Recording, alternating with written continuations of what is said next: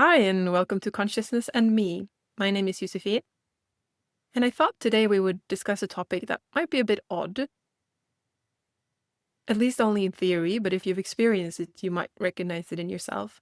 And that is this feeling that once we start investigating and questioning what it's like to be in this world and who we actually are, we can get the sensation that part of us is dying, as though we're altering who we actually are by starting to view ourselves in a different way or starting to see the world in a different way.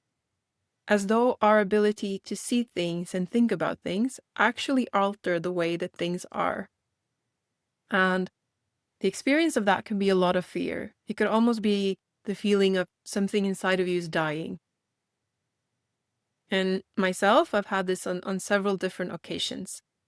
When you start to see through something that you've always taken for granted, it's the feeling a little bit of panicking of like, no, this is not safe territory. I cannot, I don't want to keep exploring this because I'm going to lose something very vital to myself.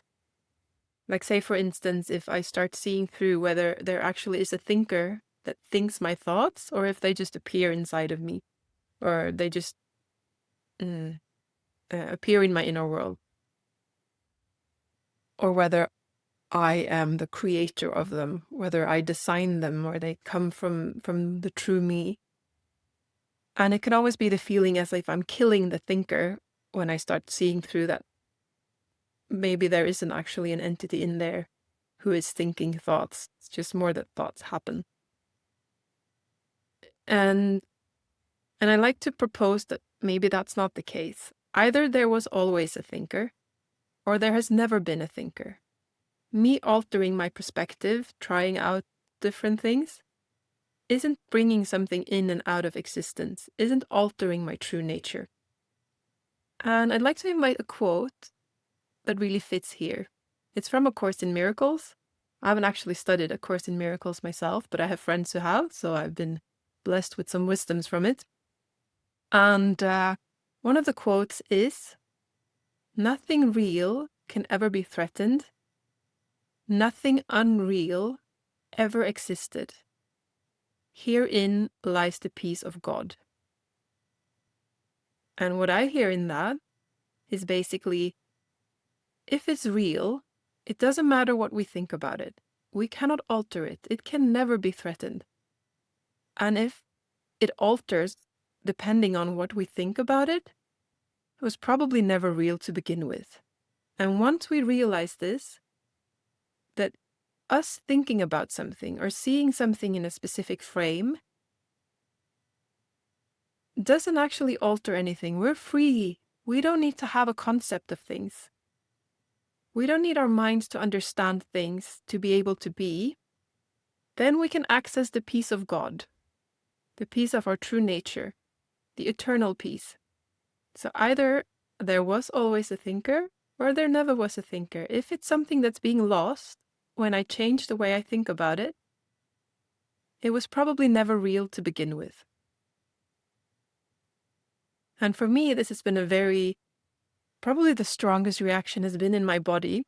It's like I have these tensions, I guess you can say trauma tensions. Like, for instance, if you hold your belly in or if you tense your diaphragm so you don't breathe all the way down, or you have this kind of numbness in your lower back. Like, that's not an area where you don't go with your energy. That's not like you don't really hang out there, I guess you could say. And then when you start relaxing in those areas, there's almost a feeling of that you're dying. You're going to lose something forever that you cannot take back again. It's like a no-go zone. It's like, no, we do not relax there. We do not. That's not an area that's allowed to alter. It's supposed to be tense, and relaxing there is dangerous. It's death. And rationally, I could be like, yeah, that doesn't sound very likely. There's been very few reported deaths of people relaxing in their lower back or in their shoulders or in their diaphragm and having died as a consequence of that relaxation.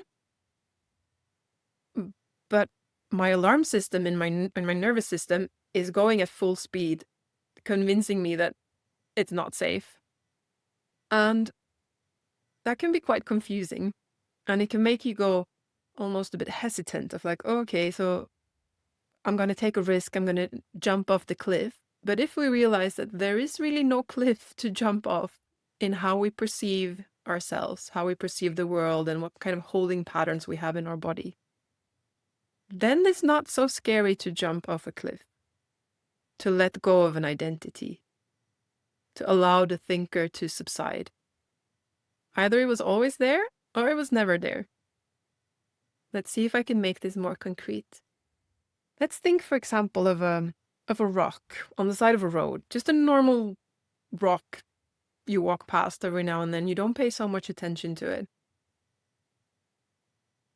And imagine that it had its own inner life, just for the metaphor to work. Just like it was its thing.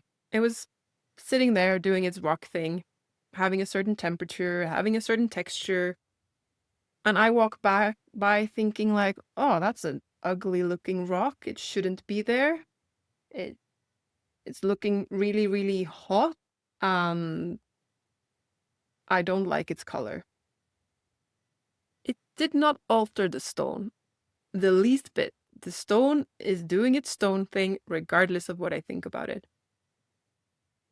And then if I change my mind and I'm actually like, oh, this is a beautiful statue. And actually it has it's probably a cold feeling to it. And that rough surface is actually a beautiful representation of nature.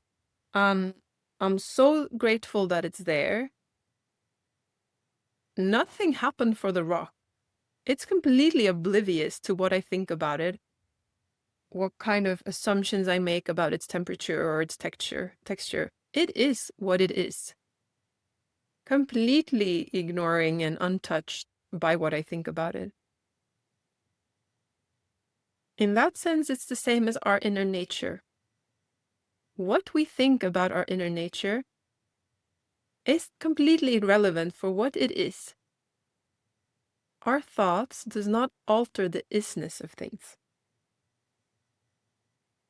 Our true nature is the one thing we cannot lose. And the true nature of the world is the one thing we cannot affect. So if we're afraid of losing something by stop thinking about it, it was probably never real to begin with anyway. And the more we discover about our true nature, we usually, or I, find out that it's innately peaceful. It's the source of love. It's the source of freedom. It's the source of joy. I don't need to think my way into those qualities. It's the opposite. Thought is blocking them. So whatever I can let go of that is not real is actually allowing the realness, the true nature of my being to shine more brightly. And if I try to get rid of something that is actually part of my nature, it's not possible. I cannot lose what I am. The rock is not affected by what I think about it. And my true nature is also not affected by what I think about it.